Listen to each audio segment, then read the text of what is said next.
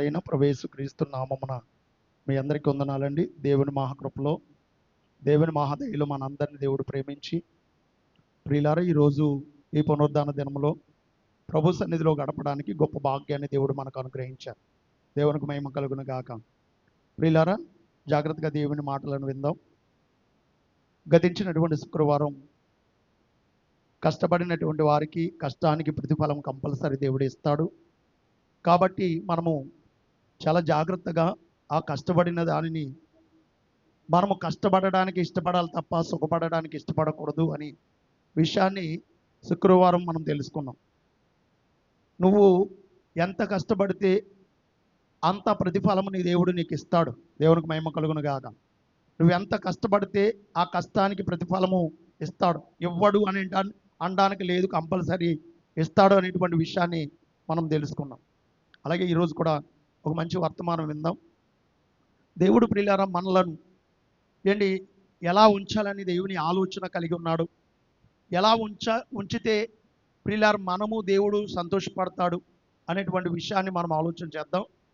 దేవుడు మన జీవితాలను, మన కుటుంబాలను ఎలా ఉంచాలని అనుకుంటున్నాడు అనేది మనం ఆలోచన చేస్తే ఒక మాట చదువుదాం ప్రియులారా. యెషయా గ్రంథము 44వ అధ్యాయం 2వ వచనం, 2 కాడి నుంచి 4 వచనాలు చదువుకుందాం. బైబిల్ గ్రంథంలో యెషయా గ్రంథము 44వ అధ్యాయము 2వ వచనం కాడి నుంచి మనం చదివినట్లయితే, నిన్ను సృష్టించి గర్భములో నిన్ను నిర్మించి నీకు సహాయము చేయువాడునైనా యెహోవా ఇలాగూ సెలవిచ్చుచున్నాడు, నా సేవకుడగు యాకోబు, నేను ఏర్పరచుకునిన యెరూషలేము యేషూరును భయపడకము. నేను దప్పిగల వారి మీద నీళ్లును, ఎండిన భూమి మీద ప్రవాహ జలములను కుమ్మరించెదను. నీ సంతతి మీద నా ఆత్మను కుమ్మరించెదను. నీకు పుట్టిన వారిని నేను ఆశీర్వదిస్తాను. నీటి కాలవల యొద్ద నాటబడిన నిరవంజి చెట్లలో గడ్డిలో ఎదుగునట్లు వారు ఎదుగుదురు. చాలం పిల్లలు, ఈ మాట గురించి మనం ఆలోచన చేసినట్లయితే, పిల్లలు మాట్లాడుతున్నారు కొద్దిగా, ఒకసారి ప్రతి ఒక్కరు కూడా సైలెంట్గా ఉండాలి, చాలా జాగ్రత్తగా ఉండాలి. మనము దేవుని సన్నిధిలో ఉన్నాము. దేవుని యందు భయభక్తులు గలవారముగా మనం ఉండాలి. దేవుని యందు భయభక్తులు మనల్ని ఏం చేస్తాయంటే పిల్లలు దేవుని దృష్టి మన మీద ఉండేటట్లుగా చేస్తాయి. బైబిల్లో ఒక మాట ఉంటుంది, యెహోవా యందు భయభక్తులు కలిగి ఉంటేనంట వినయమునకు ప్రతిఫలం అది కలిగి ఉన్నవాడు ఐశ్వర్యమును, ఘనతను, జీవమును దానివల్ల కలుగును అని మాట్లాడాడు. ఒక కుటుంబాన్ని, ఒక వ్యక్తిని ప్రియులారా ఆనాడు యాకోబుతో మాట్లాడినటువంటి సందర్భం, ఈనాడు మనతో మాట్లాడుతున్నటువంటి సందర్భం. ప్రియులారా ఆనాడు యాకోబు గారితో మాట్లాడి ఏమన్నాడనంటే, ఆయనను నా సేవకుడగు యాకోబు, నేను ఏర్పాటు చేసుకున్నటువంటి ఇశ్రాయేలు వినుము, నిన్ను సృజించి గర్భములో నిన్ను నిర్మించి నీకు సహాయము చేయవాడైన యెహోవా ఇలాగ సెలవిస్తున్నాడు. యాకోబుతో మాట్లాడుతున్నాడు. ఇదిగో యాకోబు, నా సేవకుడైన యాకోబు, ఇదిగో నేను ఏర్పరచుకున్న యేషూరును భయపడకము. నేను దప్పిగల వారి మీద నీళ్లును, ఎండిన భూమి మీద ప్రవాహ జలములను కుమ్మరించెదను. నీ సంతానం మీద నా ఆత్మను కుమ్మరించెదను. నీకు పుట్టిన వారిని నేను ఆశీర్వదిస్తాను. ప్రియులారా, ఇది ఆనాడు యాకోబు గారితో మాట్లాడినటువంటి సందర్భం. ఈ రోజున ప్రియులారా మనతో ప్రియులారా మాట్లాడుతున్నటువంటి సందర్భం. ఇదిగో నీకు పుట్టినటువంటి వారిని నేను ఆశీర్వదిస్తాను. ఇదిగో వారు వెండిన జీవితాలను, మోడుపడినటువంటి జీవితాలను, మోడు బారినటువంటి జీవితాలను నేను ఏం చేస్తానంటే ఆశీర్వాదకరంగా చేస్తాను. మోడు బారినటువంటి జీవితాలను నేను ఏం చేస్తానంటే ఆశీర్వాదకరంగా చేస్తాను. ఎండిన భూమి మీద ప్రవాహ జలములు కుమ్మరించెదను. నీ సంతానం ఎండిన భూమి మీద ఒక ప్రవాహ జలములు కుమ్మరించేస్తాను. ఇదిగో నీ సంతానమును నేను ఏం చేస్తానంటే ఆశీర్వదిస్తాను అనేటువంటి మాట అక్కడ చెప్పడం జరిగింది. ప్రియులారా, మోడు బారిపోయిన జీవితాలను నేను ఏం చేస్తానంటే ఎలా ఆశీర్వదిస్తాడు, ఎలా ఓ జీవితాన్ని ప్రియులారా ఎలా అభివృద్ధి పరుస్తాడు దేవుడు, ఒక కుటుంబాన్ని కానివ్వండి, ఒక జీవితాన్ని కానివ్వండి ఎలా ఆశీర్వదిస్తాడు అనేటువంటి విషయాన్ని మనం ఆలోచన చేస్తే యెహెజ్కేలు గ్రంథము చూడండి ఆ 16వ అధ్యాయము 6వ వచనాన్ని మనం చదివితే, యెహెజ్కేలు గ్రంథము 16వ అధ్యాయము 6వ వచనం చదువుదాం. అయితే నేను నీ యొద్దకు వచ్చి, ఇదిగో రక్తములో పొర్లి ఉన్న నిన్ను చూసి, రక్తములో పొర్లి ఉన్న నీవు బ్రతుకుదువని నీతో చెప్పి తిని. చూడండి, నీవు నీ రక్తములో పొర్లి ఉన్నను బ్రతుకుమని నీతో చెప్పి తిని, మరియు నేల నాటబడిన సిగురు వృద్ధి అగునట్లుగా నేను నిన్ను వృద్ధిలోనికి తేగా నీవు ఎదిగి పెద్దదానిపై ఆభరణ భూషితురాలివైతివి. చూడండి, ఇక్కడ అంటున్నాడు, ఒక మనిషిని, ఒక వ్యక్తిని దేవుడు ఎలా ఆశీర్వదిస్తున్నాడు, ఎలా అభివృద్ధి పరుస్తున్నాడు. చూడండి, మనము తల్లి గర్భములో నుండి బయటికి వచ్చినప్పుడు రక్తములో పొర్లుతున్నటువంటి మనలను దేవుడు చూశాడని. దేవునికి మహిమ కలుగును గాక. ఏంటి, రక్తములో పొర్లి ఉన్నటువంటి మనలను చూసి నువ్వు బ్రతుకు అన్నాడంట. అమ్మా, నువ్వు బ్రతుకు. బాగా వినాలి, పురుషులందరూ కూడా వినాలి. చూడండి, రక్తములో పొర్లుతున్నటువంటి వారిని మనల్ని చూసి, ఇదిగో నీవు బ్రతుకు అని చెప్పినప్పుడు అంట ప్రియులారా, మనం బ్రతుకుతున్నామంట. రక్తములో పొర్లుతున్నటువంటి మనలను చూసి నువ్వు బ్రతుకు అని ఒక జీవితాన్ని దేవుడు మనకి ఇచ్చాడంట. ఏంటి, మనకంటే గొప్పవారు, మనకంటే అందం గలవారు ప్రియులారా, ఆ గర్భములో నుండి బయటికి రాగానే ప్రాణం విడిచిన వారు అనేక మంది ఉన్నారు. కానీ మనల్ని దేవుడు బ్రతుకు అన్నాడు. బ్రతుకు అన్నాడు. బ్రతుకుని ఇచ్చాడు, ఒక జీవితాన్ని ఇచ్చాడు.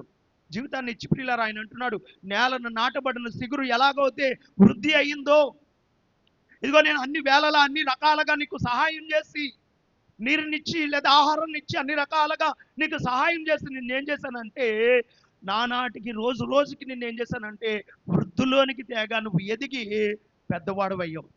వృద్ధులోనికి తెచ్చాడంటే నానాటికి నానాటికి నానాటికి నానాటికి ప్రియులారా, రోజు రోజు ఆయన ఏం చేశాడనంటే నీళ్లు పోసాడు, ఆహారం ఇచ్చాడు, ఏంటి గాలి ఇచ్చాడు ప్రియులారా, అన్ని వేడి ఇచ్చాడు, అన్ని ఇచ్చి ప్రియులారా నిన్ను ఏం చేశాడనంటే రోజు రోజు నిన్ను అభివృద్ధి పరిచాడు.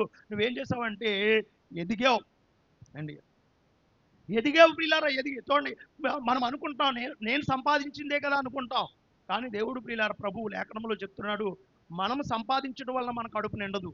మనం అనుకుంటాం కంపల్సరీ. బైబిల్లో ఒక మాట ఉంటుంది, ఆయన సెలవు లేకుండా ఏ మనిషికి కూడా అండి తినలేడంట. ఒక మాట మీరు చూడగలిగితే ప్రసంగి గ్రంథంలో కనబడుతుంది ఆ మాట.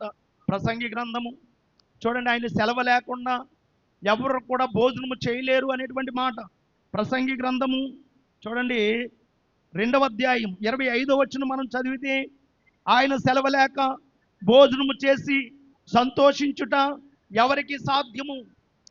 చూడండి ప్రియులారా, ఇక్కడ అంటున్నాడు, ఆయన ఏం చేశాడు నిన్ను అని అంటే, బాల్యము నుండి ప్రియులారా చక్కగా ఆయన ఎదిగింపజేసి దినదినము దినదినము దినదినము దినదినము నీకేం చేస్తున్నాడు అని అంటే, ఏ కొదువు లేకుండా చూడండి మంచి మంచి పదార్థాలు. గతించిన కాలంలో మన పితరులకి మంచి పదార్థాలు లేవు. గతించిన కాలంలో మన పితరులు ఎలా బ్రతికారు అని అంటే గంజి అన్నంతో బ్రతికారు అండి. గతించిన కాలంలో మన పితరులు, మన తాతలు ఏం తిన్నారు, మన తాతలు ఏం తాగారు అని అంటే చూడండి, రోటులో బియ్యం దంచుకుని తిన్నారు అండి, కోట బియ్యం తిన్నారు, లేదా రోట్లో బియ్యం దంచుకుని తిన్నారు. కానీ ఈ రోజున మనకి ఏంటంటే మనకి ఇష్టమైనటువంటి రైస్ మనం తింటున్నాం, ఇష్టమైనటువంటి కూరలు మనం తింటున్నాం. చూడండి, ఆ రోజుల్లో ప్రియులారా కూర అండి, మాంసం కూర అనడానికి ఏదైనా పెళ్లిలోనే మాంసం కూర తగిలేది అండి, లేకపోతే ఎప్పుడో వారానికి ఒకసారి తెచ్చుకునేవాళ్ళు. ఏదైనా పెళ్లిల్లో భోజనాలు పెడుతున్నారని అంటే ఆ చేత్తో వడ్డిచ్చేవారు. మా మా పేటలో ఒక ఆయన ఉన్నాడు, చేత్తో వడ్డిచ్చేవాడు. 2 ముక్కలు తీసుకుని కాలిపోతుంది అనేవాడు. కాలకపోయినా సరే కాలిపోతుందని 2 ముక్కలు తీసి అలా భోజనాల మీద పెట్టేవాడు. ప్రతి వారు భోజనాలు పెడితే ఆయనకే కూర వడ్డీ తగ్గించేవారు. ఎందుకంటే కొంచెం కూర అందరికీ వడ్డిచ్చేసేవాడు.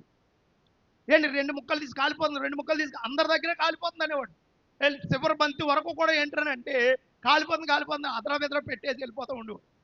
అండ్ అలా వడ్డిచ్చేవాడు. ఆ 2 ముక్కలు వేసుకుని అండి ఆ రసం ఏంటనంటే సాంబార్ కాదు, సాంబార్లు వెరైటీ కూరలు ఏమి లేవు. ఏంటనంటే రసం పెట్టేవారు. ఆ ఆకులు కూడా మనకలాగా ఇప్పుడు చక్కగా మంచి మంచి నిగనిగలాడుతూ ఉన్నటువంటి ప్లేట్లు కాదు. చెరులో తామరాకులు తీసుకొచ్చి ఆ తామరాకులు వేసుకుంటే ఈయన పొలాలు పట్టుకెళ్ళి చుట్టూ కుట్టుకునేవారు. ఏంటి ఆ కుట్టుకుని సారు బయటికి వెళ్ళకోకుండా కుట్టుకుని ఆ సారన్నం కలుపుకుని ఆ ముక్క అంతా కూతు గిల్లుకుని ఆ అన్నం తినేసేవారు. నేను మన పితరులు ఎలా బ్రతికారు అని అంటే అలా బ్రతికారు. ఈ రోజున మనకి దేవుడు ఏం చేశాడనంటే ఒక మంచి పదార్థాలు, మంచి ఆహార పదార్థాలు. ప్రియులారా, ఆయన అంటున్నాడు నీకు ఏం తక్కువ. దేవుడు చూడండి ఆనాడు నేను వారిని బ్రతుకునిచ్చి నేలను నాటబడిన సిగురు వృద్ధి ఎగినట్లుగా నేను వారి వృద్ధిలోనికి తీసుకొచ్చాను. ఆయన మాట్లాడుతూ అంటున్నాడు. చూడండి, కీర్తన గ్రంథము 136వ అధ్యాయం 25వ వచనం మనం చదివితే, 25వ వచనం, సమస్త జీవులకును ఆయన ఆహారం ఇచ్చుచున్నాడు. చూడండి, సమస్త జీవులకు ఆయన ఎవరికి ఆహారం పెడుతున్నాడు అని అంటే ఒకరికి ఇద్దరికి కాదంట. అమ్మ వినాలి, బాగా వినాలి. చూడండి, ఆనాడు యాకోబుతో మాట్లాడాడు. ఇగో యాకోబు, నీ కుటుంబాన్ని నేను ఆశీర్వదిస్తాను, నీ బిడ్డలు ఆశీర్వదించబడతారు. నీ బిడ్డలను నేను ఎలా పెంచుతున్నానంటే నేల నాటబడిన సిగురు వృద్ధి అగునట్లుగా నీ బిడ్డలను దినదినము నేను ఏం చేస్తానంటే వృద్ధులోనికి తీసుకొస్తాను. వారికి సమస్త జీవులకు నేను ఆహారం ఇస్తాను.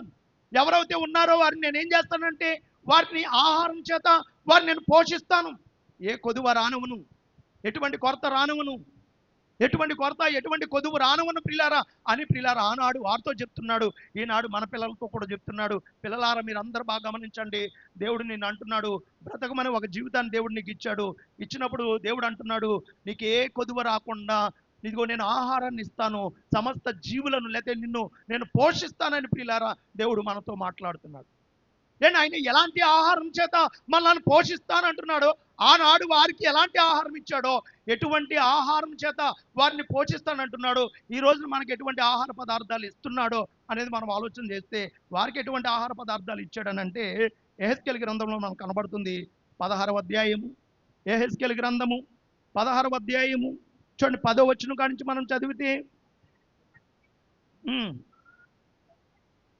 చూడండి ఎటువంటి ఆహార పదార్థాలు ఎటువంటి స్థితిలో మనల్ని ఉంచాడు అని అంటే 16వ అధ్యాయంలో చూడండి, ఒక మాట నేను కూడా తీస్తున్నాను.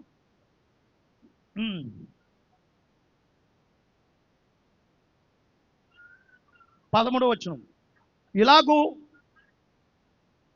ఒక నిమిషం, గోధుమలు ఎన్నో వచనం అది చదువు. 13వ వచనమా? 13వ వచనం, ఇలాగు బంగారముతోను వెండితోను నేను నిన్ను అలంకరించి సన్నపు అవిసెనార బట్టను విచిత్రపు కుట్టి పని గల బట్టలను నీకు ధరింపజేస్తుంది అంటున్నాడు.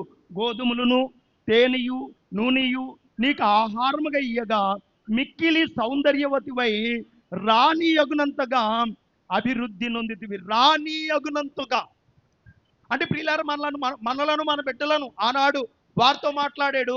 ఇదిగో యాకోబు, ఇశ్రాయేలు, యెరూషలేమా అని వారితో మాట్లాడాడు. ఏమనంటే ఇదిగో నీ సంతానాన్ని నేను ఇలా అభివృద్ధి పరుస్తాను, ఇదిగో నీ బిడ్డలను నేను పోషిస్తాను, నేల నాటబడిన సిగురు వృద్ధి అగినట్లుగా నీ బిడ్డలను నేను వృద్ధులోనికి తీసుకుని వస్తాను అని మాట్లాడుతూ ప్రియులారా ఆయన అంటున్నాడు, ఇదిగో నేను వారికి ఆహారంగా ఏమిస్తానంటే గోధుమలు, తేనె, నూనె అండి, ఇవన్నీ నేను వారికి ఆహారంగా ఇచ్చినప్పుడు వాళ్ళు ఎలాగుంటారనంటే మిక్కిలి సౌందర్యవతివై రాణియగునంతగా నువ్వు అభివృద్ధి పొందుతావు అని ఆనాడు వారితో చెప్పాడు. ఈ రోజు మనతో కూడా అంటున్నాడు, నేనేమి ఇవ్వలేదు నీకు.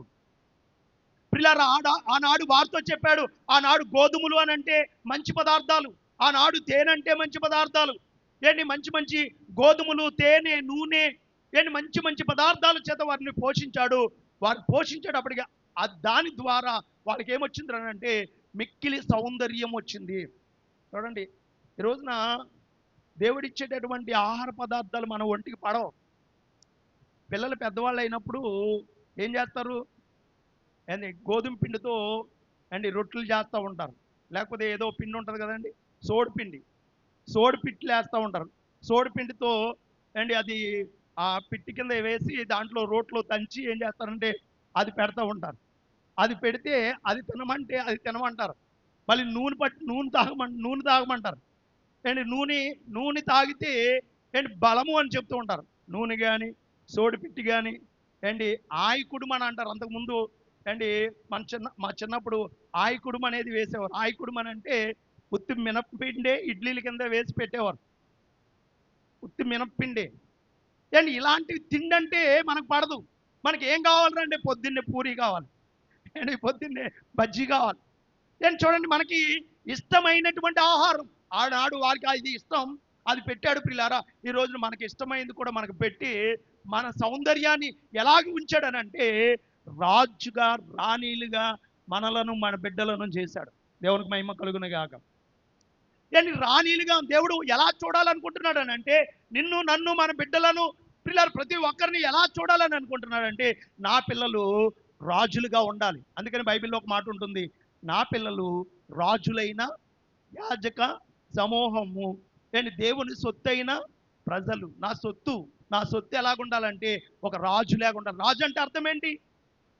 ఏంటి రాజు అంటే అర్థం ఏంటనంటే రాజు అంటే ఏలేవాడు, రాజు అంటే ఏలబడేవాడు కాదు. నేను రాజు అంటే ఎవరనంటే నిన్ను రాజుగా ఉంచాను, ఏది నిన్ను ఏలకూడదు.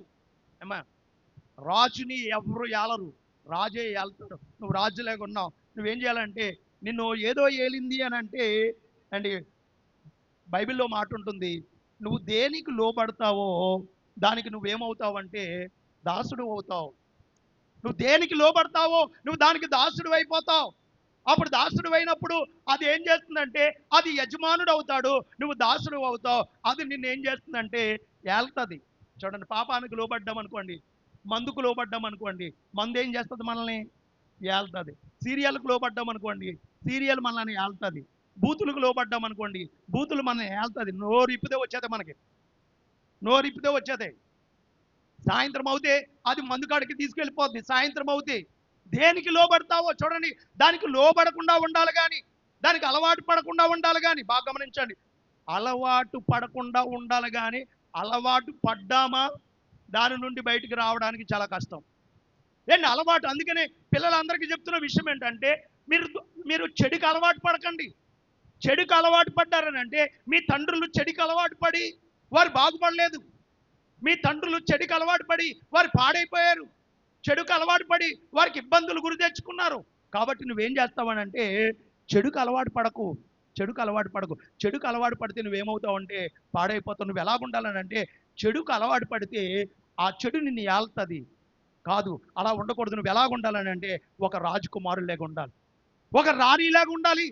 నువ్వు ఎలాగుండాలని అంటే ఒక రాజులాగా ఉండాలి. నువ్వు ఎప్పుడు కూడా దేనికి దేనికి దాసి కింద నువ్వు ఉండిపోకూడదు, దేనికి నువ్వు ఓబడిపోకూడదు. నువ్వు కంపల్సరీ నువ్వు ఎలా ఉండాలని అంటే ఆయన అంటున్నారు, మిక్కిలి సౌందర్యవతివై రాణి యగనంతగా అభివృద్ధి పొందితివి అన్నాడు. ప్రియుల ఆనాడు ఆ యెరూషలేములో ఉన్నటువంటి ప్రజలతో మాట్లాడి, పిల్లలు ఆనాడు యెరూషలేములో ఉన్నటువంటి ప్రజలతో, ఇదిగో యెరూషలేములో ఉన్న వారులారా, మీరందరూ కూడా చక్కగా నేను పెట్టినటువంటి ఆహారం తిని మీరు ఎలాగున్నారంటే మిక్కిలి సౌందర్యవతులుగా ఉన్నారు, సౌందర్యవంతులుగా ఉన్నారు, రాణీలుగా రాజులుగా ఉన్నారు.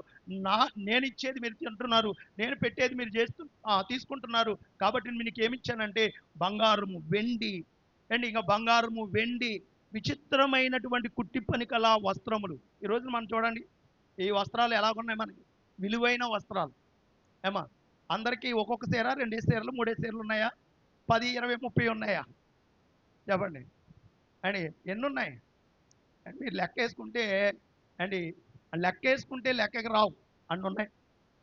ఏంటి ఎన్ని ఉన్నాయి అంటే చీరలు కానివ్వండి, బట్టలు కానివ్వండి, ఎవరికైనా సరే ప్రియులారా, ఏం దేవుడు ఒక్కొక్క జత 2 జతలు ఇవ్వలేదు ప్రియులారా.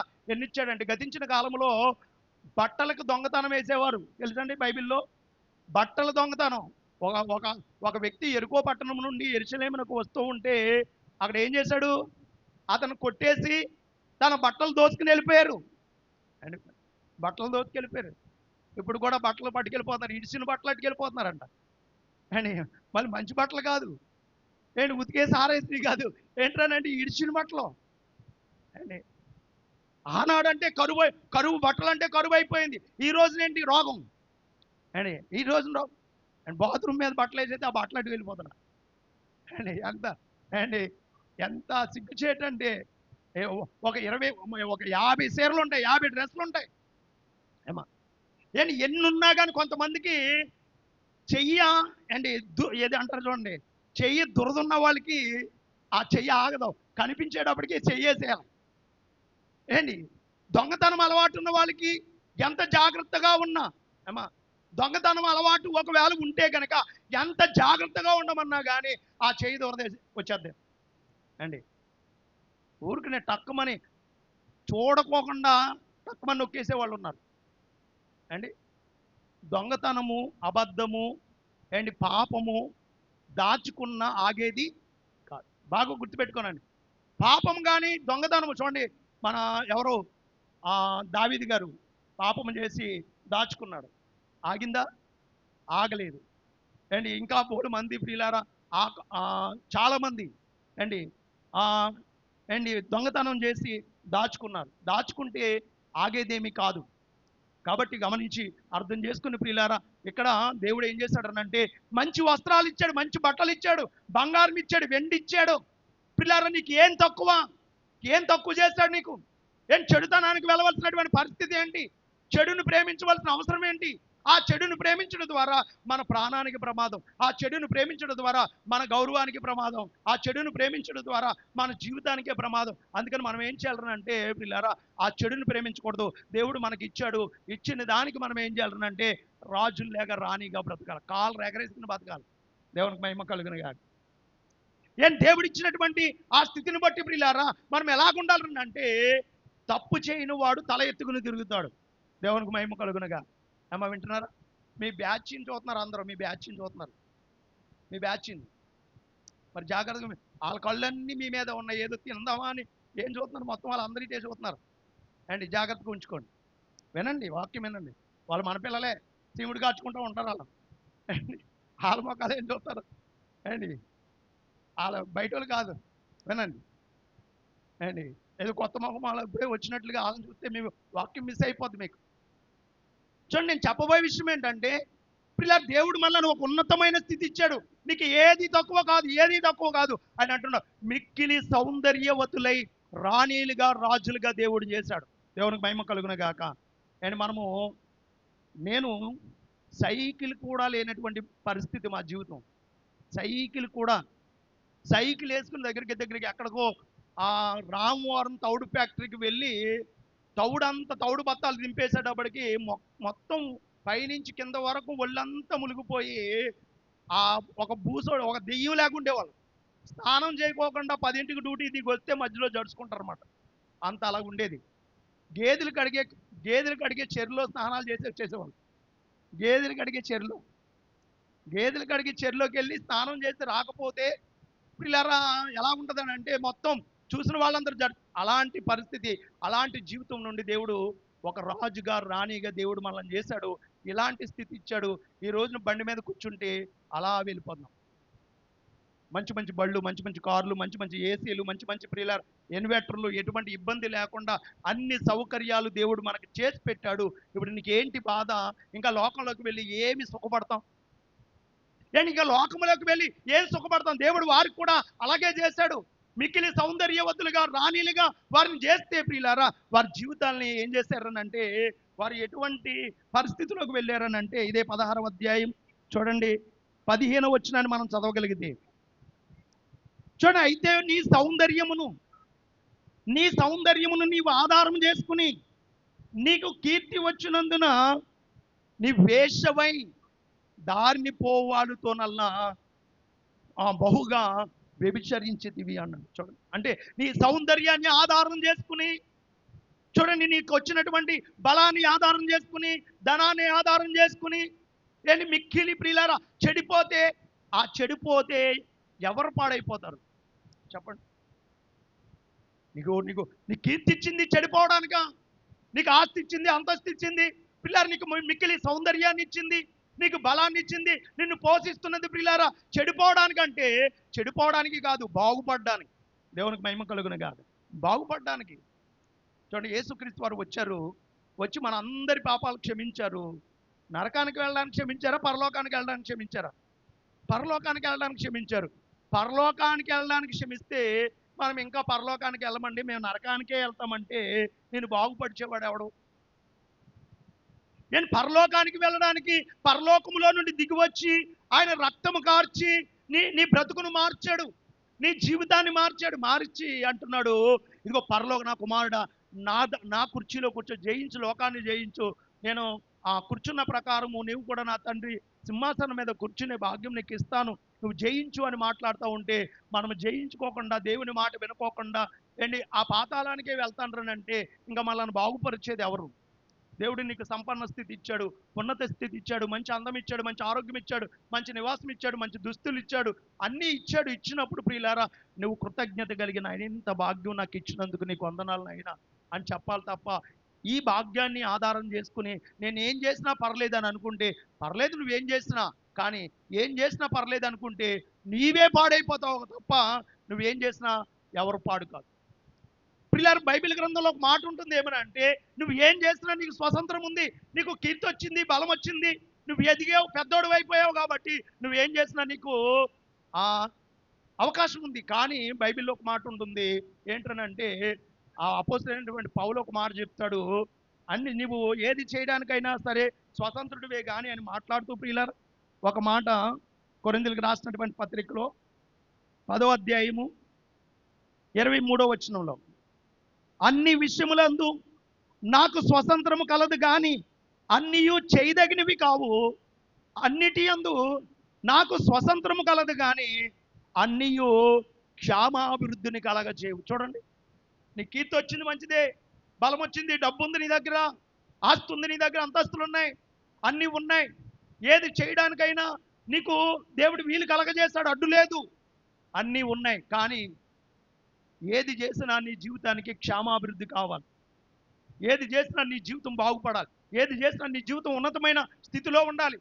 ఏం తినడానికి, త్రాగడానికి, తిరగడానికి ఏంటి నీకు కీర్తి వచ్చింది కాబట్టి నీ ఇష్టం, నీకు అన్నీ సమకూడి ఉన్నాయి, నీకు ఇష్టం, నువ్వు పర్వాలేదు ఏదైనా చేయొచ్చు. కానీ ఒకటి గుర్తుపెట్టుకో, ఏదైనా సరే చేస్తే నీ నీ జీవితానికి క్షేమాభివృద్ధిని కలగజేస్తుందా? పౌలు గారు అంటున్నాడు, ఏది చేయడానికైనా నాకు స్వతంత్రం కలదు కానీ అన్నీ చేయదగినవి. బాగా ఆలోచించాలి, మీరు కూడా ఆలోచించాలి, ఆడవాళ్ళు కూడా ఆలోచించాలి, మగవాళ్ళు కూడా ఆలోచించాలి. దేవుడు నాకు ఎంత కీర్తి ఇచ్చాడు, ఎంత వైభవాన్ని ఇచ్చాడు, ఎంత అందం ఇచ్చాడు, ఎంత ఆస్తి ఇచ్చాడు, ఎంత అంతస్తు ఇచ్చాడు, ఎంత బంగారం ఇచ్చాడు, నాకు ఎంత గొప్ప జీవితాన్ని నాకు ఇచ్చాడు. ఇప్పుడు నేను ఏం చేయాలి? ఏం చేస్తే నా జీవితానికి క్షేమాభివృద్ధి కలుగుతుంది? ఏమా ఏం చేయాలి? నేను ఏం చేస్తే నా జీవితానికి క్షేమాభివృద్ధి కలుగుతుంది అని ఒక్కసారి మనం ఆలోచించి ప్రియులారా అక్కడ అంటున్నాడు ఏమంటున్నాడు అంటే, అన్ని చేయడానికి నాకు స్వతంత్రం కలదు కానీ అన్నీ చేయదగినవి కావు, అన్నిటి యందు నాకు స్వతంత్రం కలవు కానీ అన్నీ నాకు క్షేమాభివృద్ధిని కలగచేయునే. ఆయన అంటాడు, పరస్పర క్షేమాభివృద్ధి కలగజేసే వాటి మీదే నా మనసు ఉంచాను అంటాడు. దేవునికి మహిమ కలుగును గాక.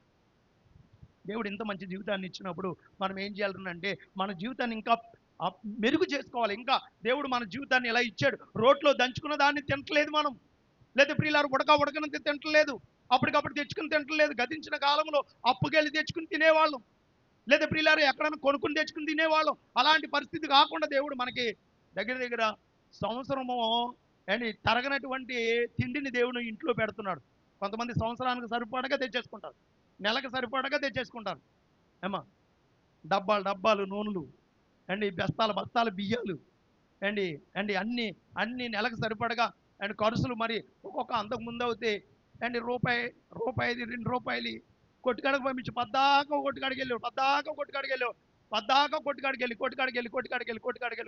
కొట్టుకాడికి వెళ్ళి తెచ్చుకుంటానే ఉండేవారు చిన్న చిన్న సరుకులు.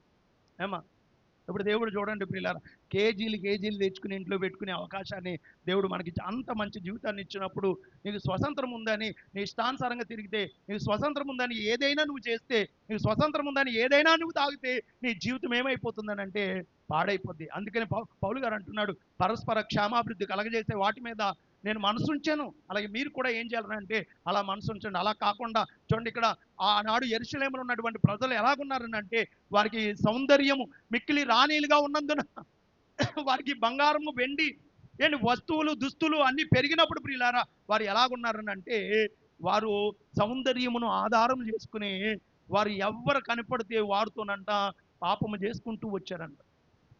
ఎవరు కనపడితే వారితో, ఇంకా ఎవరు కనపడితే ఏది ఇష్టపడితే అది, ఏది ఇష్టపడితే ఎవరిని ఇష్టపడితే వారితో పాపం చేయడం, ఏది ఇష్టపడితే దాన్ని దొంగిలించడం, ఏది ఇష్టపడితే దాన్ని చేయడం, అలాగొచ్చేసారంట ప్రియులారా. అలాంటి జీవితము వారు జీవించారంట. అలాంటి జీవితం వారు జీవిస్తే వారి జీవితాలు ఏమైపోయినాయి అంటే పాడైపోయినాయి. రాణిలుగా చేసినప్పుడు ప్రియులారా సౌందర్యాన్ని ఆధారం చేసుకుని నీ ఇష్టమైన ఆలోచనల ప్రకారంగా నడుచుకోవడం కాదు. బైబిల్ గ్రంథంలో కుటుంబం ఉంది, ఒక కుటుంబం. ఆ కుటుంబాన్ని దేవుడు ఏం చేశాడనంటే హెచ్చించాడు. హెచ్చించినప్పుడు వారికి ఉన్న దానితో తృప్తి పడకోకుండా వాళ్ళ జీవితాన్ని ప్రియులారా ఎలాంటి పాపానికి దారితీసి వారి జీవితం ఎటువంటి పతనానికి వెళ్ళిపోయిందో ఒక్కసారి మనం చూడగలిగితే చూడండి. పరిశుద్ధ లేఖనములో నుండి రాజుల మొదటి గ్రంథం 20వ అధ్యాయం 7వ వచనం. ఈ సందర్భం మనకు తెలిసింది. రాజుల మొదటి గ్రంథము 21వ అధ్యాయం 7వ వచనాన్ని మనం చదవగలిగితే చూడండి ఇక్కడ అంటున్నటువంటి మాట. 7వ వచనం. అందుకు అతని భార్య అయిన యెజ్బేలు, ఇశ్రాయేలులో నీవిప్పుడు రాజ పరిపాలనము చేయటలేదా? లేచి భోజనము చేసి మనసులో సంతోషముగా ఉండుము. నేనే యెజ్రాయేలీయుడైన నాబోతు ద్రాక్ష తోట నీకు ఇచ్చిదనని అతనితో చెప్పాను. ఈ సందర్భం ఏంటంటే మనకు తెలిసిన సందర్భమే, అందుకని మధ్యలోంచి చదివినిపించాను. ఏంటి ఈ సందర్భం అంటే, నాబోతుకు ఒక ద్రాక్ష తోట ఉంది. అది ఎక్కడుందని అంటే ఆహాబు రాజు నగరం ఆనుకుని ఉంది. ఈ ఆహాబు నగరం ఆనుకుని ఉన్నటువంటి ఈ ద్రాక్ష తోట కావాలని ఆహాబు రాజు ఏం చేశాడనంటే నాబోతు దగ్గరికి వెళ్తాడు. వెళ్ళినప్పుడు అడుగుతాడు, నాబోతు ఇదిగో ఆ ద్రాక్ష తోట నాకు ఇవ్వు అంటాడు. ఇవ్వు అంటే నీవు ఆ ఇమ్మనంటే అతడు ఏమంటాడు, నా పితరుల ఆస్తిది, నేను ఇవ్వను, నేను అమ్మను అంటాడు.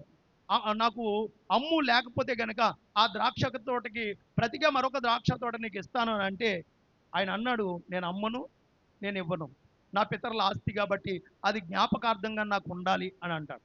అని అంటే ప్రియులారా ఇతడు వచ్చేసి ఇంటి దగ్గరికి వచ్చి అన్నము నీళ్లు తాక్కోకుండా మూతి ముడుచుకుని ఇంటి దగ్గర మంచం మీద పడుకుంటాడు. పడుకున్నప్పుడు తన భార్య యెజ్బేల్, ఎవరంట? యెజ్బేల్. ఈ యెజ్బేలు ప్రియులారా ఏంటనంటే వచ్చి చూసేటప్పటికి తన భర్త మూతి ముడుచుకుని పండుకుని ఉన్నాడు. ఉండేటప్పటికి తన భర్తతో మాట్లాడుతుంది, నువ్వు రాజువు కదా, రాజునే, మరి నువ్వు రాజ్య పరిపాలన చేస్తూ ఉండగా ఏంటి నువ్వు ఇలాగున్నావు అని అంటే ఇలా ఇలా ఇలా ఇలా జరిగిందని చెప్పినప్పుడు ఇదిగో నీకు చేత కాకపోతే నేను వెళ్ళి ఆ ద్రాక్ష సోడ సంపాదించి నీకు ఇస్తాను, నువ్వు లేచి భోజనం చేయమని తన భర్తతో మాట్లాడింది. చూడండి, నీకు చేత కాకపోతే చూడండి, రాజు నిజంగా ఆహాబు రాజు తీసుకోవాలని అంటే ఆహాబు రాజు ప్రియులారా ఆ నాబోతుని కొట్టించి ఆ ద్రాక్ష తోట తీసుకోగలడు, లేదా అతను చంపించి ఆ ద్రాక్ష తోట తీసుకోగలడు. కానీ రాజు కాబట్టి అన్నీ చేయదగినవి కావు అనేటువంటి ఆలోచన అతనికి కూడా తెలుసు కాబట్టి అతను ఏం చేశాడనంటే ఆ పని చేయకోకుండా మెదలకుండా ఇంటికి వచ్చి బాధపడుతున్నాడు. చూడండి, ఈవిడ కూడా ఏమనాలని అంటే బాధపడుతున్నప్పుడు ఈవిడ ఏమనాలి, ఒక రాణిగా ఏమనాలని అంటే నీకెందుకు రాజు ఒక్క ద్రాక్ష ఆ ఒక్క ఎకరం నీకు ఎందుకు, నీకేమైనా ఆ ఎకరాలు తక్కువ, దాంట్లో కాకపోతే ఇంకొక దాంట్లో వేసుకో కూర మొక్కలు తోట, ఏంటి ఆ తోటే కావాలా, ఆ తోట కాకపోతే నీకు ఎన్ని తోటలు లేవు అని చెప్పాలి. అలా చెప్పుకోకుండా ఇదిగో నువ్వు లేచి భోజనం చేయి, ఆ ద్రాక్ష తోట నీకు ఇస్తానని చెప్పి ప్రియులారా ఆమె ఏం చేస్తుందంటే రాణి అనేటువంటి ఆలోచన పక్కన పెట్టి ప్రియులారా ఆమె ఒక దుర్మార్గురాలు లాగా, ఒక దుష్టురాలు లేక, ఒక దుర్మార్గురాలు లేక, ఒక దుష్టురాలు లేక, ఒక పాపాత్మురాలు లేక ఆలోచన చేసి ఏం చేస్తుందంటే నీతిమంతుడిని ప్రియులారా చంపాలని పన్నాగం కట్టి ప్రియులారా పనికి మాలినటువంటి ఇద్దరిని పెట్టి ఒక తాకీదు రాయించి రాజు ఉంగరంతో ముద్రించి ప్రియులారా ఆ తాకీదు నాబోతు ఆ ఉన్న చోటకు పంపించి ప్రియులారా రాజుని దేవుణ్ణి దూషిస్తున్నాడని చెప్పించేటట్లుగా సాక్ష్యం పలికించింది. ఎప్పుడైతే వీరు వెళ్ళి సోమరోనికి వెళ్ళి వీళ్ళు సాక్ష్యం చెప్పారు, ఈ పనికి మాలిన వాళ్ళు కొంతమంది పనికి మాలిన వాళ్ళు డబ్బు ఉంటే చాలు ఎటువంటి పనికి మాలిన పనులన్నీ చేస్తారు. డబ్బు సంపాదించడానికి పనికి మాలిన పని చేయాలా? డబ్బు నీకు ఇచ్చాడు కదా, ఇంకా డబ్బు గురించి పనికి మాలిన పనులు ఎందుకు? చూడండి ప్రియులారా, కానీ ఈవిడ ప్రియులారా ఎకరాలు లేవా, ఉన్నాయి, కానీ ఆవిడ ఏం చేస్తుందనంటే ఆ పనికి మాలిన పనిని బట్టి రాణి లాంటి జీవితం, రాజు లాంటి జీవితం ఒక్క చిన్న పనికి మాలిన పని ద్వారాగా మన జీవితం పాడైపోతుంది. ఒకటే గుర్తుపెట్టుకోండి, ఎవరైనా మగవాళ్ళైనా ఆడవాళ్ళైనా బాగా గమనించండి, మీ బ్రతుకులు సాఫీగా సాగుతున్నప్పుడు మధ్యలో ఒక చిన్న పనికి మాలిన పని చేశారంటే మీ బ్రతుకంతా ఏమైపోతుందంటే నాశనం అయిపోతుంది. చిన్న పని చక్కగా సాగుతున్నప్పుడు చూడండి, మన బైబిల్ గ్రంథంలో దీనా అనేటువంటి ఒక ఆవిడ ఉంది. దీనా అంటే ఎవరు చెప్పండి? యాకోబు కుమార్తె. ఇప్పుడు 12 మంది తర్వాత ఏమైంది? ఆవిడ పుట్టింది. అసలు 12 మంది తర్వాత పుట్టినటువంటి ఆవిడను ప్రియులారా, అంటే 12 కుర్రోళ్ళ మధ్యలో పుట్టినటువంటి ఆవిడని ఎలా చూస్తారు చెప్పండి? చాలా గారాబంగా చూస్తారు. చాలా గారాబంగా, చాలా అద్భుతంగా చూస్తారు. చాలా గారాబంగా చూస్తారు. ఆవిడని చాలా ప్రేమిస్తారు. చూడండి, ఆవిడ ఒక్కరోజు తన తన ఫ్రెండ్స్ని చూడడానికి బయటికి వెళ్ళింది. బయటికి వెళ్ళడంలోనే షకేము అనేటువంటి వ్యక్తి ఆమెను పాడు చేశాడు. ఒక్కరోజు ఆమె జీవితం ఏమైపోయింది అంటే స్పాయిల్ అయిపోయింది. ఒక్కరోజే. ఎప్పుడో ఆనాడు పడ్డది మచ్చ ఈనాడు వరకు ఉంది అక్కడ బైబిల్లో. ఏంటి ఆనాడు పడింది మచ్చ, ఆనాడు పడింది మచ్చ. ఏంటి దీనా మీద ఒక్కరోజు పడింది మచ్చ, ఆ మచ్చ మచ్చ మచ్చ మచ్చ మచ్చ మచ్చ ఇప్పటి వరకు మచ్చ చెప్పుకుంటున్నాం. మరి పాపం బాగా ఉన్న జీవితాన్ని ప్రియులారా స్పాయిల్ చేసుకోవడానికి ఒక్కరోజు చాలు, ఒక్క నిమిషం చాలు. నీ బ్రతుకు చీ తూ అని ఊయడానికి ఒక్కరోజు చాలు. చూడు, నేను ఒక్కరోజు సరిపోతుంది పిల్లలు. ఇంత బ్రతికిన తర్వాత చూడండి, రాజు లేక రాణి లేక ఉన్నారు వీళ్ళు. పనికి మాలిన ఆలోచించి ప్రియులారా ఒక పనికి మాలను పోగు చేసి ఇద్దరిని అండ్ వాళ్ళని పంపించి నాబోతు ఆ దేవుణ్ణి రాజుని దూషిస్తున్నాడని ప్రియులారా తాకీదు రాయించి పంపించి ప్రియులారా ఉపవాస దినం చాటించి దానిలో ఈ తాకీదుని చదివించి ప్రియులారా ఆ దాని ద్వారా రాళ్లతో ఆ నాబోతుని చంపించి ఆ ద్రాక్ష తోట తీసుకొచ్చి ఎవరికి ఇచ్చిందంటే ఆహాబుకి ఇచ్చింది. చిన్న పనికి మాలిన పని. రాజు కదా, నీకేంటి? రానివి కదా. 10 మందికి పెట్టే భాగ్యాన్ని దేవుడు నీకు ఇచ్చాడు. 10 మందిని పోషించే భాగ్యాన్ని నీకు ఇచ్చాడు. నీకేంటి? ఈరోజు నీ ఇంటికి వస్తే 10 మంది తినే పరిస్థితిని నీకు కలగజేశాడు. ఎంత భాగ్యం దేవుడు ఇచ్చినప్పుడు ఇంకా నీకు అన్యాయం ఎందుకు, అక్రమం ఎందుకు, దొంగతనం ఎందుకు, లేకపోతే అబద్ధం ఎందుకు, లేకపోతే ప్రియులారా లోకంలో ఉన్నటువంటి చెడు నీకెందుకు? అలాంటి పరిస్థితి నీకెందుకు ప్రియులారా? నువ్వు రాజు కదా, రాజులేక దేవుడు నిన్ను చేశాడు కదా. నువ్వేం చేయాలంటే వాటన్నిటిని పక్కన పెట్టి ప్రియులారా దేవుని ఇచ్చిన దాంతో తృప్తి పడితే నిన్ను దేవుడు ఏం చేస్తాడనంటే ఇంకా నిన్ను ఉన్నతమైనటువంటి స్థితిలోకి చూడండి. ఏసేపు నీతిగా బ్రతికాడు. వచ్చే కొలది అతని జీవితాన్ని ఎలా చేశాడు? అంచంచులుగా ప్రియులారా ఎక్కలేనంత ఎత్తైన స్థితిలోనికి ఏసేపుని తీసుకుని వెళ్ళాడు. చూడండి, వీళ్ళ జీవితం ఏమైపోయింది, ఆఖరికి ఏమైపోయింది అని అంటే ఆ తీసుకొచ్చి ప్రియులారా ఆహాబుతో చెప్తుంది, నువ్వు వెళ్ళి దాన్ని స్వాధీనపరచుకోమని చెప్పినప్పుడు ప్రియులారా ఏం జరిగిందని అంటే చూడండి 16 వచనం 21-16. నాబోతు చనిపోయినని ఆహాబు విని లేచి యజ్రాయేలుడైన నాబోతు ద్రాక్ష తోటను స్వాధీనపరచుకున్న బోయెను. అప్పుడు యెహోవా వాక్కు తిఫ్సీడైన ఏలియాకు ప్రత్యక్షమై ఇలాగు సెలవిచ్చెను, నీవు లేచి షోమ్రోన్లోనున్న ఇశ్రాయేలు రాజు అయిన ఆహాబును ఎదుర్కొనుటకు బయలుదేరుము. అతడు నాబోతు యొక్క ద్రాక్ష తోటలో ఉన్నాడు. అతడు దానిని స్వాధీనపరచుకునబోయెను. నీవు అతన్ని చూసి ఇలాగు ప్రకటించుము, యెహోవా సెలవిచ్చినదేమనగా దీనిని స్వాధీనపరచుకునవలనని నీవు నాబోతును చంపించితివి కదా. యెహోవా సెలవిచ్చినదేమనగా ఏ స్థలమందు కుక్కలు నాబోతు రక్తము నాకినో ఆ స్థలమందే కుక్కలు నీ రక్తమును నిజముగా నాకునని అతనితో చెప్పాను. ఇంకా కింద వచనంలో మనం చూస్తే తన భార్య గురించి మాట్లాడినటువంటి మాట కూడా మనం చదవగలిగితే 23వ వచనం, మరియు యెజ్బేలును గురించి యెహోవా సెలవిచ్చినదేమనగా యెజ్రాయేలు ప్రాకారమునొద్ద కుక్కలు యెజ్బేలును తినివేయును, పట్టణమందు చచ్చు ఆహాబు సంతతులను కుక్కలు తినివేయును, బయట భూములలో చచ్చు వారిని ఆకాశ పక్షులు తినివేయనని చెప్పాను. చూడండి ఎంత దారుణం అయిపోయిందో. రాణిగా దేవుడు మనల్ని చేసినప్పుడు దాన్ని కోల్పోయి దారిపోయిన పాపము, కనిపించే పాపం అలా చేయాలని ఆశ కలిగితే గనక ఇలాంటి బతుకు అవుతుంది. కనిపించే పాపం అలా చేయాలని ఆశ కలిగితే, కనిపించిందల్లా కావాలని కోరుకుంటే అమ్మా నేను చెప్తూ ఉంటాను, చాలాసార్లు సంబోధిస్తూ ఉంటాను, కనిపించిందల్లా కోరుకునేది ఒక జంతువు ఉందని. మేక. ఏ జంతువు అంట? నువ్వు మేకవా మనిషివా? అంటే మనిషిలో మేకలా అండి. మేక అంట ఒక్క మేక ఉంటే చాలంట ఊరందరితో తిట్టించుకుంటారు, ఒక్క మేక ఉంటే. అలాగే ఒక్క మేక లాంటి స్వభావం ఉంటే గనక అందరితో తిట్టించుకుంటారు అండి. మేక లాంటి స్వభావం ఎవరిలో అయితే ఉంటుందో అందరు తిట్టడమే. మనం ఏంటనంటే మన బుద్ధి పోదాం, కొరికే బుద్ధి పోదాం. అండి అన్నిటిని కొరికే బుద్ధి పోకుండా ఉన్నని చెప్పి కూడా తిట్టించుకోవడమే అందరితోటి. ఆఖరికి చిన్నపిల్ల చూడండి, బిలాముని ఏ పిల్ల తిట్టింది? గాడిద పిల్ల. బిలాముని ఏం చేసిందంటే, గాడిద పిల్ల, బిలాము బుద్ధుందా అన్నది గాడిది. తలకాయ ఏం చేయాలి చెప్పండి? బుద్ధుందా? నేను ఎప్పుడైనా పడేసానా? ఎందుకు పడేసాను నీకు తెలియాలి కదా అని పిల్లలు గాడిది మానవ స్వరంతో మాట్లాడినప్పుడు అండి అతడు చూడండి ఏం చేయాలి అసలు పరిస్థితి. ఈరోజు నా ప్రియమైనటువంటి దేవుని బిడ్డలారా, దేవుడు నిన్ను ఒక ఉన్నతమైన స్థితిలో ఉంచినప్పుడు నువ్వు ఆ స్థితిని మర్చిపోయి దారిపోయిన వారితో నల్లా తప్పు చేస్తే గనక చూడండి, ఈమె చూడండి, దేవుడు రాణి రాజుగా, ఆహాబు రాజు, యెజబెల్ రాణి, ఇలాంటి స్థితిని వీళ్ళకి ఇచ్చాడు దేవుడు. ఏంటి రాణిగా ఆయనకి ఏమైనా కొదువా? ఏంటి రాజుగా రాణిగా ఏమైనా కొదువా అంటే కొదువు లేదు.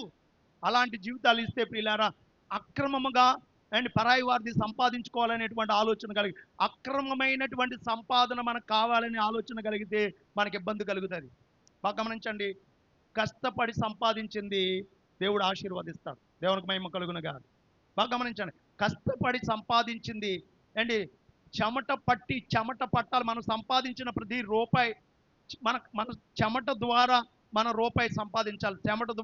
చెమట ద్వారాగా కాకుండా అక్రమముగా లేదా సులువుగా లేదా ప్రియులారా ఏదో రకంగా డబ్బు సంపాదించాలని ఆలోచన మనకు వస్తే గనక దాని ద్వారా మనకి ఏమవుతుంది అంటే శ్రమే.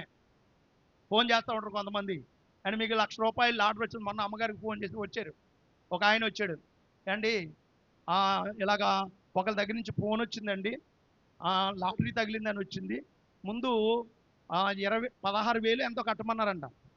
16,000 కడితే ఎన్ని లక్షలు? 10 లక్షల.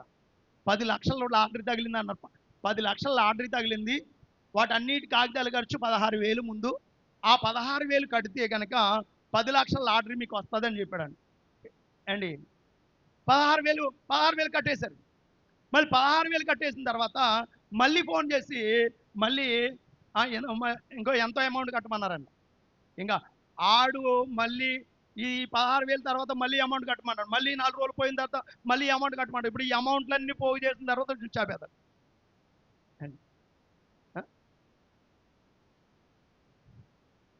చూడండి, ఆఖరికి మన రాణికి ఫోన్ చేశాడు, బ్యాంకులో పడ్డాయని. అండ్ వాళ్ళ అమ్మకి, వాళ్ళ అమ్మ ఏం చేసిందంటే వాళ్ళ అమ్మ అండ్ ఆవిడ డబ్బులు కట్టడానికి ప్రయత్నం చేశారు. చూడండి, ఇలాంటి సులువుగా డబ్బు వచ్చేద్దంటే ఎక్కడికి వచ్చేద్ది? ఒక ఆవిడ నేను ప్రార్థన చేశాను, అప్పటికి డబ్బులు లేవు ఏటీఎంలో. ఆవిడ ప్రార్థన చేసేటప్పటికి ఎన్ని రూపాయలు చెప్తుంది, ఎంతో అమౌంట్ చెప్పేది. ఇంకా ఇంత అమౌంట్ నా బ్యాంకులో వచ్చేసినాయా ఏమా అండి? చూడండి, వచ్చేసి అంటే అలా మనుషులు కొంతమంది ఏం చేస్తారని అంటే ఈ సులువైన పద్ధతిలో డబ్బు సంపాదించాలని ఆలోచన కలుగుతారు. పేకాట ఆడేవాళ్ళు పేకాట ఆడి సులువుగా డబ్బులు సంపాదించేయాలి. కోడి పందాలు సులువుగా డబ్బులు సంపాదించేయాలి. సులువుగా డబ్బులు సంపాదించాలని అనుకుంటే అవి మన దగ్గరికి రావు, బోకరగోళ్ళ దగ్గరికి వెళ్తాయి. బోకరగోళ్ళు ఉంటారు చూడండి, బోకరేజీ అన్న వాళ్ళకి వెళ్తాయి తప్ప మంచిగా మనం వెళ్దామని మంచి రూట్లో వెళ్దామని వెళ్తే కనుక ఆ మంచి రూట్లో వెళ్ళే వాళ్ళకి రావు. అమ్మా బాగా గమనించండి, బోకరగాళ్ళ దగ్గరికి బోకరేజీ వాళ్ళ దగ్గరికి వెళ్తాయి. కానీ మంచిగా ఉండాలి, మంచిగా చేయాలి, అన్ని అబద్ధం ఆడకూడదు, ఎదటి వారిని మనం ఆశించకూడదు, మనము ఆడింది మనకు వచ్చేయాలన్న ఆలోచన కలిగిన వాళ్ళకి రావయ్యి.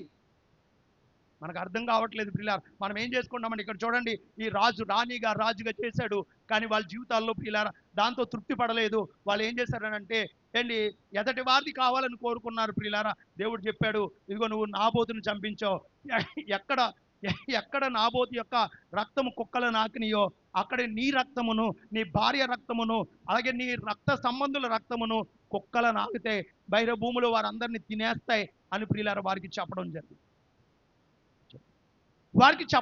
అలాంటి పరిస్థితి వారికి కలిగింది ప్రియులారా. అలాంటి పరిస్థితి మనం కలగకుండా ఉండాలని అంటే దేవుడు అంటున్నాడు, నిన్ను రాజుగా చేశాడు దేవుడు, ఆ స్థితిలో నువ్వు తృప్తిపడు.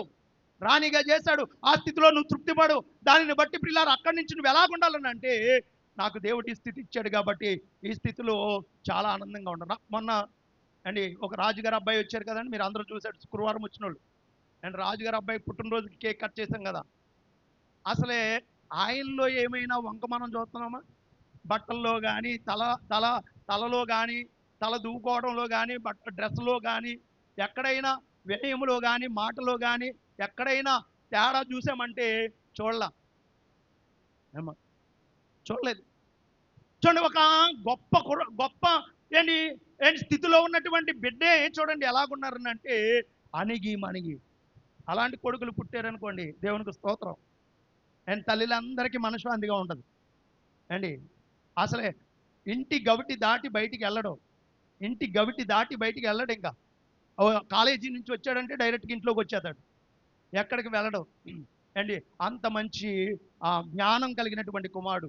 ఎందుకు అలా ఉన్నావు నాయన అని అంటే, నా భవిష్యత్తు నేను చూసుకోకపోతే ఎవరు చూస్తారు అమ్మా? నా భవిష్యత్తు ఇప్పుడు మన కడుపు ఉంది, మన కడుపు నిండాలంటే నేను చూసుకోవాలా, మా ఆవిడ చూడాలా? నా కడుపు నిండాలంటే మా ఆవిడ చూడాలి, నేను చూడాలంటే మన కడుపు గురించి మనం పట్టించుకోవాలి, మనం చూసుకోవాలి. ప్రియులారా ఏంటి, మనం చూసుకోకుండా దాన్ని నిర్లక్ష్యం చేసామనుకోండి ఏంటి, కడుపు గురించి నువ్వు నా కడుపుని చూడలేదు, నీ కడుపునే చూసుకున్నావని మనం వాళ్ళు దెబ్బలాడేమనుకోండి, వాళ్ళు దెబ్బలాడటం వల్ల ప్రయోజనం లేదు.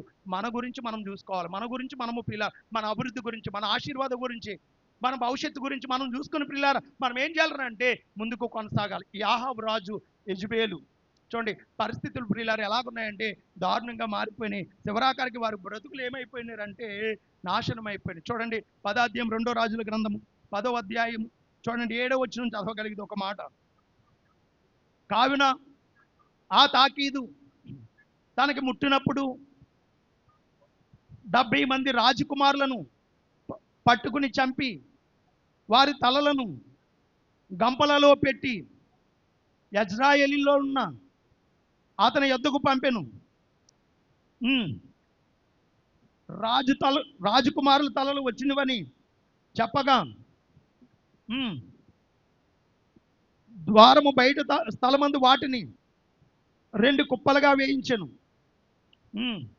ఉదయమైనప్పుడు అతడు బయటికి వచ్చి నిలిచి జనులందరినీ చూసి, మీరు నిర్దోషులు, నేను నా యజమాని మీద కుట్ర చేసి అతను చంపితిని. అయితే వీరందరినీ ఎవరు చంపిరి? ఆహాబు కుటుంబీకులను గూర్చి యెహోవా సెలవిచ్చిన మాటలలో ఒకటి నెరవేరకపోదు. తన సేవకుడైన ఏలియా ద్వారా తాను సెలవిచ్చిన మాట యెహోవా నెరవేర్చినని చెప్పాను. దేవుడు చెప్పాడు, అక్కడ జరిగిపోయింది ప్రియులారా. కాబట్టి దేవుడు అంటున్నాడు, నేను ఉన్నతమైన బ్రతుకుని నేను ఇచ్చాను, ఉన్నతమైన జీవితాన్ని నేను ఇచ్చాను, ఒక సంపన్న స్థితి దేవుడు నేను ఇచ్చాను నీకు. కాబట్టి చెడుతనము అనే దానికి నువ్వు చోటు ఇవ్వద్దు. చెడుకు నువ్వు చోటు ఇవ్వద్దు ప్రియులారా. ఏ విషయంలో కూడా చెడుకు దారి తీయొద్దు. చెడుకు నువ్వు ఎంత మాత్రమును నువ్వు చోటు ఇవ్వకుండా నువ్వు ఎలాగుండాలంటే ఫలించాలి, అభివృద్ధి పొందాలి, విస్తరించాలి. నువ్వు ఫలించాలి. ఒక రాజుగా, ఒక రాణిగా నీ జీవితం ఉండాలి అని ప్రియులారా దేవుడు మనతో మాట్లాడుతున్నాడు. ఇది అలాంటి పరిస్థితి. ఒక పనికి మాలిన పని చేసి నీ జీవితాన్ని పాడు చేసుకోవద్దు ప్రియులారా. నీ జీవితాన్ని పాడు చేసుకోవద్దు. చేతులారా నీ భవిష్యత్తును పాడు చేసుకోవద్దు. చేతులారా నీ జీవితాన్ని నువ్వు స్పాయిల్ చేసుకోవద్దు ప్రియులారని దేవుడు ఈ మధ్యకాల సమయంలో మనతో మాట్లాడుతున్నాడు. మన జీవితము ప్రియులారా, చిన్నపిల్లలకి తన జీవితం గురించి తెలియదు, ఇప్పుడు తెలియదు. మనంతా అయ్యేటప్పటికి చెప్పండి, ఇప్పుడు వారికి తెలియదు. చదువుకోమంటే ఇప్పుడు తెలుస్తుందా? ఇప్పుడు చదువుకోరని అంటే కొంతమంది పుస్తకాల కంపల్లో పడేసి గూటి బిళ్ళ ఆడుకుంటూ వెళ్ళిపోతారు. ఆ కంపల్లో పడేసి వెళ్ళిపోయి సాయంత్రం పుస్తకాలు భుజాన్ని వేసుకుని బడికి వెళ్ళినట్టు వెళ్ళిపోతున్నారు. ఏంటి వాలీబాల్ ఆడడానికి ఆ కంపల్లో పడేసి వాలీబాల్ ఆడు. ఇప్పుడు తెలియదు. ఎప్పుడు తెలుస్తుంది అని అంటే రేపు దినాన భార్య వచ్చినప్పుడు ఒక్కొక్క ముట్టుగా వేస్తుంది అనుకోండి అండి, అప్పుడు పనికి వెళ్ళి అన్నది అనుకోండి, అప్పుడు పనికి వెళ్తున్నప్పుడు అప్పుడు తెలుస్తుంది, మా అమ్మ చదువుకోమంది, మా నాన్న చదువుకోమన్నాడు, ఆనాడు నేను చదువుకోలేదు. నేను ప్రియులారా చదువుకున్నప్పుడు ఆ వాచ్మెన్ ఏం చేసేవాడు అంటే నాతో కూరలు తెప్పించుకునేవాడు అండ్ సరుకులు తెప్పించుకునేవాడు, అవన్నీ తెప్పించుకునేవాడు ఏంటి. ఆ కొట్టుకాడికి వెళ్ళి రానివాడు, లేకపోతే ఇంటికి వెళ్ళి రానివాడు. నేను అనుకునేవాడిని వాళ్ళందరిని కూర్చోబెట్టాడు, నన్ను పంపిస్తున్నాడు, బిల్లు పంపిస్తున్నాడు అనుకునేవాడు. తీరా చూస్తే నా చదువు పోతుందన్న సంగతి నాకు తెలియదు. నా చదువు పోతుంది వాళ్ళందరూ చదువుకుంటున్నారు, నా చదువు పోతుందని నాకు తెలియక బయటికి వెళ్ళడమే సంతోషం అనుకున్నాను. ఈ రోజు నా నాలుకలో అక్షరం ముక్క లేదు అండ్ నాలుకలో చూడండి. చదువుకుంటే ఈ రోజున పిల్లారా, ఇదిగో ఇంగ్లీష్లో ఏదైనా ఉంటే కనుక ఝాన్సీ ఏంటో మెసేజ్ వచ్చింది చూడు, జోస్నా ఏంటో మెసేజ్ వచ్చింది చూడు అని వాళ్ళకి చూపించవలసి వస్తుంది. అది మన నోట్లో చదువు ఉందనుకోండి, మనమే చదువుకోగలుగుతాం. కాబట్టి చదువు విలువ అంటే మన పిల్లలు ఎగ్జామ్స్కి వచ్చినప్పుడు చదువు ఎంత విలువైనదో, జ్ఞానం ఎంత విలువైనదో మనం తెలుసుకున్నాం. జ్ఞానం ఎంత విలువైనదో, జ్ఞానము సంపాదించుకుంటే ఆ జ్ఞానమే మనల్ని కూర్చోబెట్టి పోషిస్తుంది. ఆ జ్ఞానం ఈ రోజున చాలామంది ఆ జ్ఞానం కోసం పిల్లలు నిర్లక్ష్యం చేస్తున్నారు. నిర్లక్ష్యం చేయకండి. మీరు చదువుకునే పిల్లలందరూ కూడా మధ్యలో అండి ఆ నిర్లక్ష్యం చేస్తున్నటువంటి పరిస్థితి వద్దు పిల్లలు. ఎందుకనంటే ఈ రోజున చదువుకుంటే రేపటి దినాన్ని కాలు మీద కాలు వేసుకుని మంచి ఉద్యోగం చేసుకునే భాగ్యాన్ని ఆ దేవుడు మనకి ఇస్తాడు. కాబట్టి మీరందరూ కూడా ఆలోచన చేసి ఒక మంచి జీవితాన్ని, ఒక చిన్న తప్పు చేసి దాని ద్వారా మనము ఇబ్బంది పడకూడదు. అందుకని దేవుడు అంటున్నాడు, నువ్వు ఫలించాలి, అభివృద్ధి పొందాలి, విస్తరించాలి. దేవుడు చెప్పాడు, ఇదిగో నేను వారిని రాణి అంతగా నేను అభివృద్ధి చేయాలనుకున్నాను, ఒక రాజుగా నేను అభివృద్ధి చేయాలనుకున్నాను.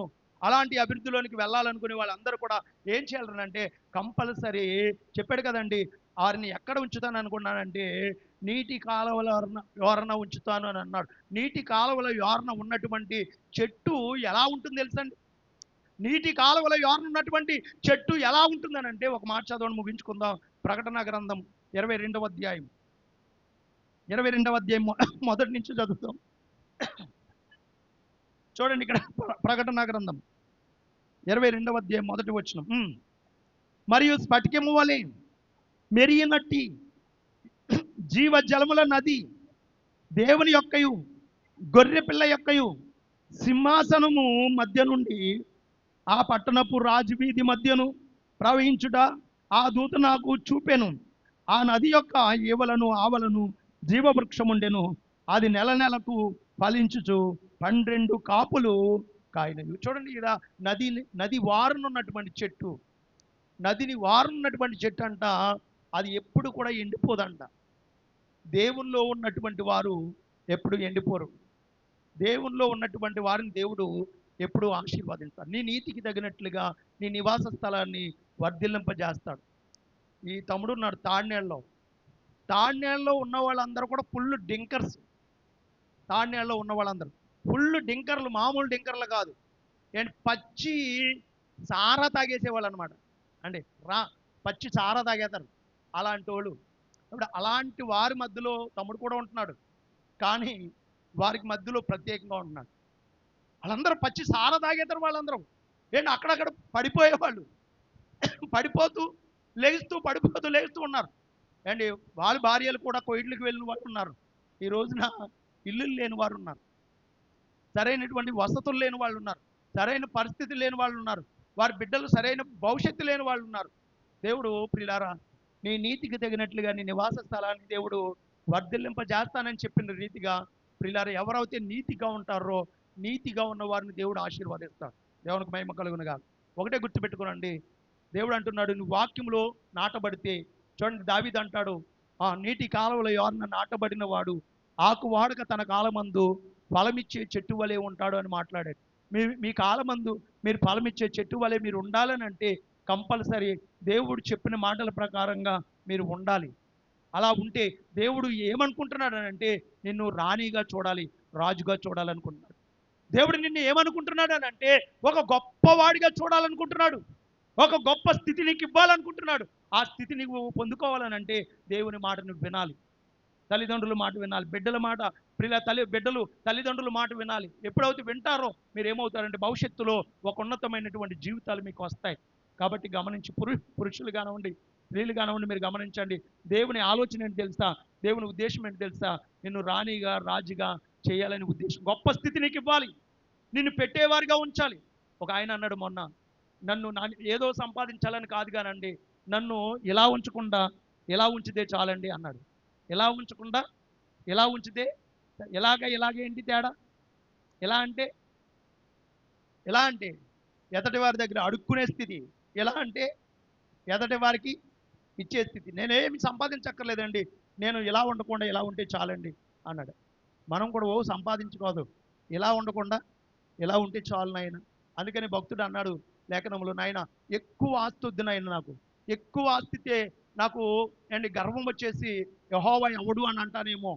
ఒక తక్కువ వద్దు నాయన, తక్కువ వచ్చి నేను దొంగనై నీ నామానికి అవమానం తెస్తానేమో. కాబట్టి నాకు ఏమిస్తావంటే ఆ దినము నాకు ఏదైతే నాకు కావాలో అది నాకు దయచేయి నాయన అని ఆ ప్రార్థన చేశాడు. అలాంటి ప్రార్థన మనం చేయాలి. ఏమొద్దు మనకి. ఏమున్నా కానీ మనము ప్రియులారు వాటిని మనం ఏం చేయలేమంటే పట్టుకుని వెళ్ళలేం. కాబట్టి దేవుడు ఇస్తాడు కంపల్సరీ. ఆయన ఉద్దేశమే నిన్ను గొప్పవారిని చేయాలని. బైబిల్ ఒక మాట అంటాడు, ఏమని అంటాడే, నేను పిల్లలను పెంచి నేను గొప్పవారినిగా చేశాను. నేను గొప్పవారిని చేశాను. గొప్పవారు కావాలి. ఆయన ఎప్పుడు కూడా తన పిల్లలు గొప్పవారుగానే ఉండాలనుకుంటున్నాడు. అలాగే మనం కూడా గొప్పవారుగా ఉండాలని అంటే ఏది చేస్తే మన జీవితానికి మేలు కలుగుతుందో అది మనం చూసి నేర్చుకుని దాన్ని చేయగలిగితే కంపల్సరీ మన కుటుంబాలకు మేలు కలుగుతుంది. అలాంటి మేలు మన కుటుంబాలకి కలగాలని మనసారా కోరుకుంటూ ఈ మాటలు దేవుడు మన వెనుకడులో దీవించి ఆశీర్వదించి ఫలింపచేయునుగాక. ఆమేన్. ప్రార్థన చేసుకుందాం. మోకరించండి, ప్రార్థన చేసుకుందాం. దేవుడు నీకు ఇచ్చినటువంటి స్థితి మర్చిపోవద్దు. దేవుడు నీకు గొప్ప స్థితే ఇచ్చాడు. తినడానికి తిండి ఇచ్చాడు, కట్టుకోవడానికి వస్త్రాలు ఇచ్చాడు, బంగారం వెండి ఏంటి ఆహారానికి తినడానికి ఎటువంటి ఇబ్బంది లేకుండా సమృద్ధి అయినటువంటి ఆహారం అన్నీ ఇచ్చాడు. నీ మనసు మదించి పాపం చేస్తే అది నీ జీవితం స్పాయిల్ అయిపోతుంది, నీ జీవితం పాడైపోతుంది, నీ జీవితానికి ప్రమాదం. కాబట్టి అటువంటి పాపంలోనికి వెళ్లకుండా ఉండాలని నువ్వు ప్రార్థించదు. దేవా, నేను నీటి కాలువలో ఎవరిని నాటబడిన చెట్టు వలె ఉండాలంటే అని నీటి కాలువలో దేనికి సాదృశ్యం అంటే వాక్యంలో నాటబడిన వాడిగా నేను ఉండాలని ఆయన అని ప్రార్థన చేయగలిగితే కంపల్సరీ దేవుడు నీ జీవితంలో గొప్ప కార్యం చేస్తాడు. ప్రార్థన చేద్దాం. దేవా, నా జీవితాన్ని మార్చండి, నా బ్రతుకును మార్చండి. నేను జారిపోతున్నాను, నేను పడిపోతున్నాను నాయన. పడిపోకుండా జారిపోకుండా నాకు మంచి జీవితాన్ని మీరు అనుగ్రహించు నాయన అని ప్రార్థన చేద్దాం. ప్రార్థన చేసుకోనండి. అమ్మగారు ప్రార్థన చేస్తాం.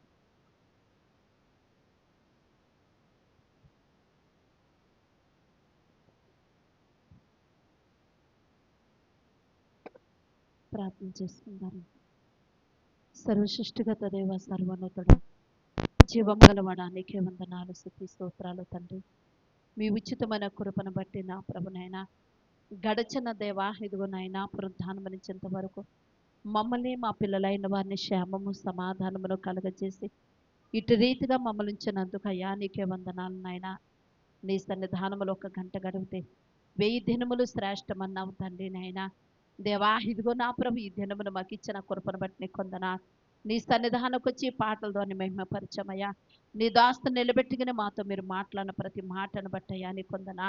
దేవా, ఇదిగో నా ప్రభు, మా జీవితం నైనా మేము ఎలాగ నా ప్రభు ఉన్న పరిస్థితుల్లోనైనా మమ్మల్ని ఎలా ఉంచారో తండ్రి నైనా, మేము ఏ జీవితముతో నా ప్రభునైనా నిలబెడుతున్నామో మాకు మేము పరిశీలించుకోవాలంటే తండ్రి, మా జీవితం అంతా వ్యర్థమే నా ప్రభునైనా.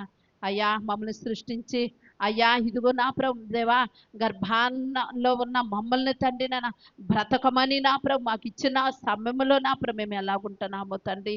అయ్యా, ఎండిన నా ప్రభునైనా భూమి మీద అయ్యా నీళ్లు కుమ్మరించినట్టు తండ్రి నాయన, అయ్యా మమ్మల్ని తండ్రి నా రక్తములో పొర్లుచున్న మమ్మల్ని తండ్రి నాయన బ్రతకమని నా ప్రభు మీరు ఇచ్చినప్పుడు తండ్రి నాయన, అయ్యా ఇదిగో మా బ్రతుకులు ఎలాగున్నాయో అయ్యా మాకు మేము పరిశీలించుకోగలిగిన భాగ్యాన్ని దయచండి దేవా. ఇదిగో నా రాణి ఎంత రీతిగా మమ్మల్ని నా ప్రభు మీరు ఉంచారు, కానీ నా ప్రభునైనా ఆ పరిస్థితిలో నా ప్రభునైనా మేము మా సౌందర్యముని ఆధారమును చేసుకుని తండ్రి నాయన దారి పొలను వెళ్ళిన వారిని తండ్రి నాయన మా బ్రతుకులు ఎవరి బ్రతుకులు వ్యభిచారము కలిగి రీతిగా నైనా కలిగి ఉన్న వెడల తండ్రి నాయన ఆ వ్యభిచారమును కలిగిన పరిస్థితుల్లో లేకోకుండా నాయన అయ్యా ఇదిగో నా ప్రభు మేము నా ప్రభునైనా సరిదిద్దుకోవాలని దాసుడు ద్వారా సెలవిచ్చారు తండ్రి నీ కొందనా.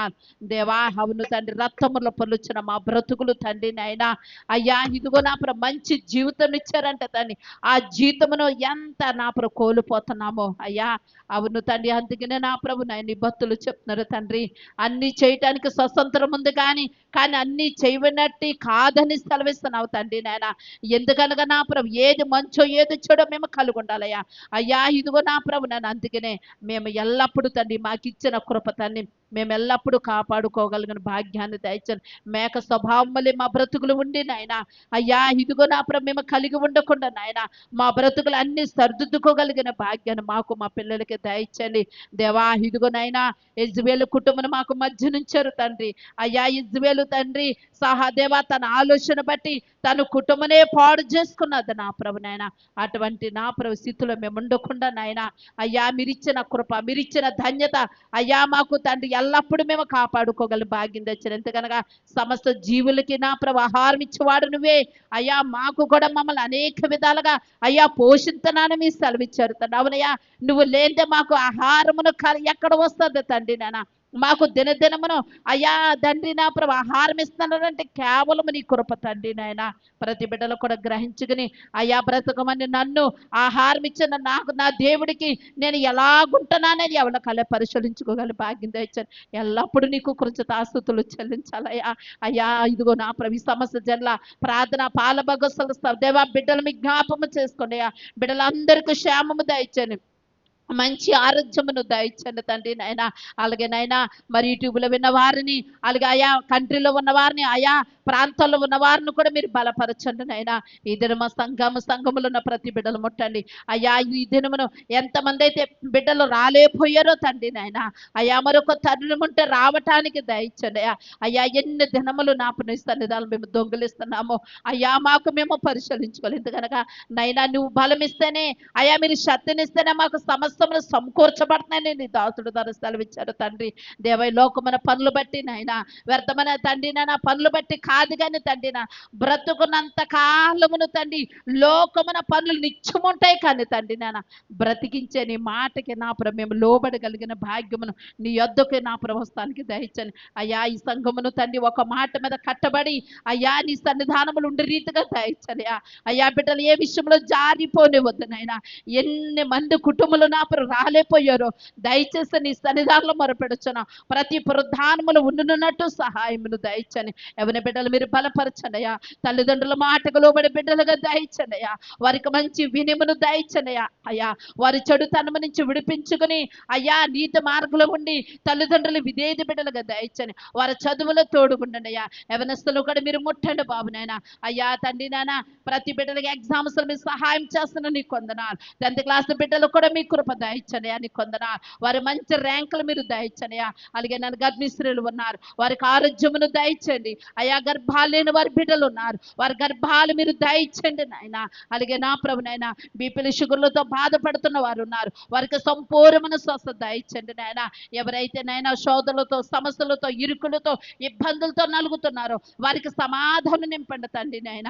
అయ్యా ఇదిగో మా ప్రియ బిడ్డలకి ఎన్నడూ ఎటువంటి కొదువు రాకుండా పోషించి బలపరచండి తండ్రి నాయన. అయ్యా చంటి బిడ్డలు కూడా మీరు ముట్టండి, ఎండగాలుపులు ఏ విధమైన ఇబ్బంది లేకుండా దయచని. అలాగే గల్ఫ్ దేశంలో ఉన్న బిడ్డలకు కూడా ఆరోగ్యం దయచని, వారికి ఏ విధమైన ఇబ్బంది లేకుండా మీరు తోడుకుండండి అయ్యా. వారికి చక్కగా చదివే ఆరోగ్యాన్ని ఇచ్చి వారి చేతి పని దీవించి అయ్యా అక్కడ యుద్ధాలు మీరు ఆపమని అడుగుతున్నాను బాబు నీ కొందన. అలాగే నీ దాసులు కూడా ఆరోగ్యమును దయచమని, అలాగే నీ పరిసరకు సహకరించిన వారిని సహాయం చేస్తున్న వారిని కూడా బలపరచని దేవా. ఇది సంఘములు ఎవ్వరు స్థలగెలకుండా ప్రతి ప్రధానములు నా నీ సన్నిధానంలో ఉన్నట్టు వారికి నా ప్రేరేపించి సహాయం చేసి వచ్చి వెళ్ళటమును కాదు గనయ్యా, వచ్చిన బిడ్డల ప్రయోజకరంగా నా నీ మాటలు విని నడుచుకున్న హృదయములు దయచమని ఏస్తున్నాం నడుచున్నాం తండ్రి. ఆమేన్. వందనాలు.